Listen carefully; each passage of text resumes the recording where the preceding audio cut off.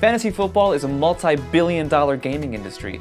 Every year, more than 30 million Americans play. Normally, you have to pay a fee to play. That can be anywhere from $100 up to $1,000, depending on how hardcore the league is. But at the end of the season, the winner takes all.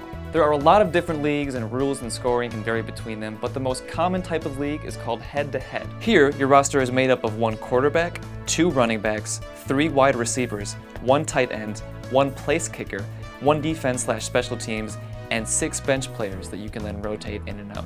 In a standard draft, you follow a snake order. If time runs out before you make your pick, the system will automatically draft a player for you. Auction drafts work on a linear level, but here, once you nominate a player, other teams in your league can buy that player from you through a bidding process. Points are typically awarded based on the yards gained and the touchdowns scored during gameplay. Again, points vary by league, but the overall gist is that the person who has the most points at the end of each week wins that week. One recent study found that the average American fantasy player spends about 3 hours every week managing their team and 9 additional hours just reading about trends. Around 30% of players manage their teams during their day jobs, which one study says has decreased productivity across the country by about $6.5 million every year. There are fantasy leagues for other sports too, like basketball, baseball, even golf. But close to 90% of all those players are only playing fantasy football.